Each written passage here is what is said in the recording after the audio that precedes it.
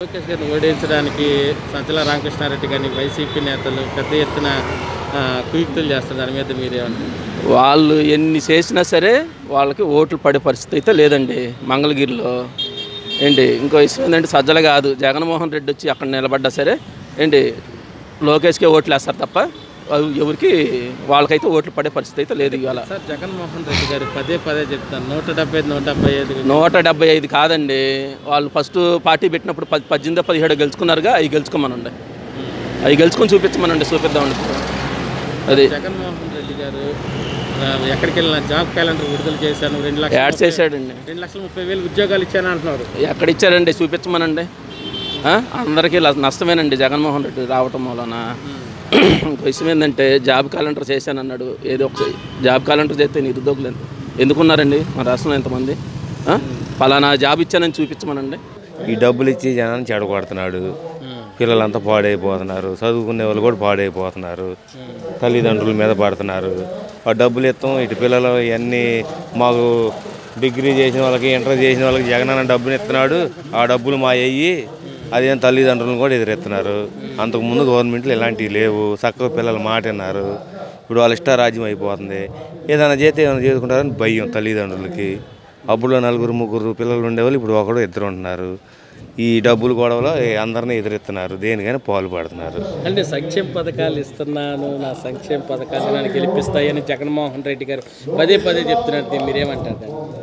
సంక్షేమ పథకాల గురించి గెలవలయ్యనా, జగన్ గురించి గెలవల. అంతకుముందు వాళ్ళ నాన్న ఒక 5 సంవత్సరాలు బాగా చేశాడు రాజశేఖర రెడ్డి గారు. దానివల్ల ఒకసారి చూశారు, ఓడిపోయారు. రెండోసారి అన్నా ఆయన చేసినట్టు చేస్తాడేమని ఓట్లు బాగా వేశారు. పోనీ ఏమన్నా కంపెనీలు వచ్చినాయా? ఉన్న కంపెనీలు వెళ్ళిపోతున్నాయి మన రాష్ట్రం వదిలేసి.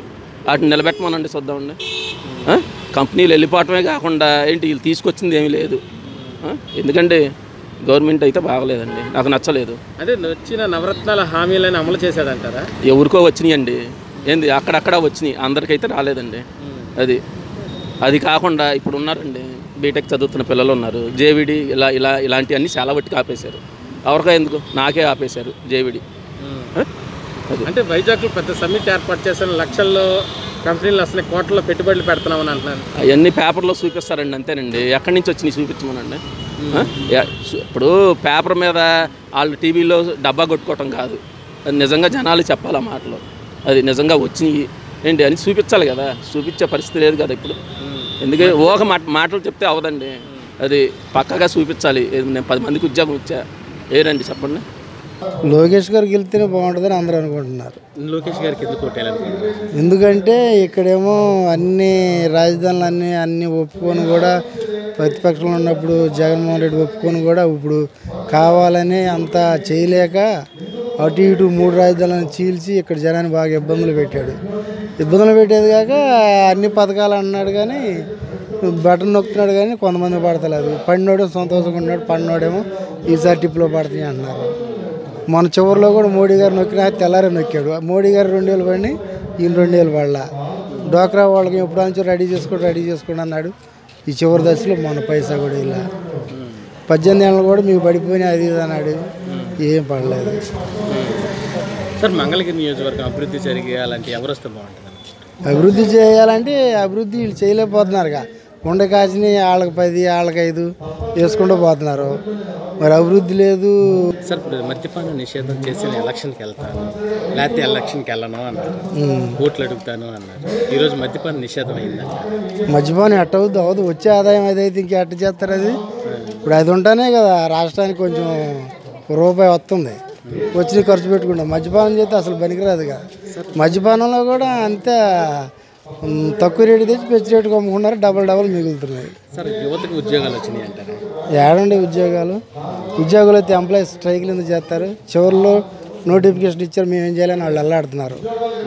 అయ్యి 1 సంవత్సరం క్రితం ఇచ్చినట్టయితే రాసుకునే వాళ్ళు ఏదో ఒకటి అయ్యేవాళ్ళు. అంటే ప్రతి సభలో నేను 2 లక్షల ఉద్యోగాలు పైన ఇచ్చాను అన్నారు. ఉద్యోగాలు ఇవ్వడానికి ఏమండి ఇక్కడ ఏముంది, ఎక్కడ ఇస్తున్నారో అసలు దేంట్లో ఉద్యోగాలు ఖాళీగా ఉండగానే అటు జోలికే పోతుంటాయి. ఎంప్లాయీస్ని కూడా ఇబ్బంది పెట్టి నానా కంగారు చేసి వాళ్ళు కూడా ఇబ్బందులు పడిపోతుంటాయి. మాకు అవి చేస్తామన్నారు ఈ చేస్తామన్నారు మమ్మల్ని ఎట్ట ఎదుగుతున్నారు ఏం చేయాలని వాళ్ళు కొట్టుకుంటున్నారు వాళ్ళ బాధలు వాళ్ళవి. ఇప్పుడు చంద్రబాబు నాయుడు గారు రాజధాని ఎక్కడని చెప్పారు. నీకు 3 రాజధానులు అంటే అసలు ఏదైనా ఒక వ్యవస్థ కోసం వెళ్ళాలనుకుంటే ఒకసారి వైజాగ్ పరిగెత్తాలి, ఒకసారి కర్నూలు పరిగెత్తాలి, ఒకసారి విజయవాడ. ఈ తిరుగుతానికి అసలు చెబుతానికి దానికి ఒక ఆలోచన ఉండాలి. కానీ 3 రాజధానులు అది కరెక్ట్ కానే కాదు. అసలు ఇండియా మొత్తం మీద ఎక్కడా ఇట్లాంటి ప్రతిపాదన లేదు.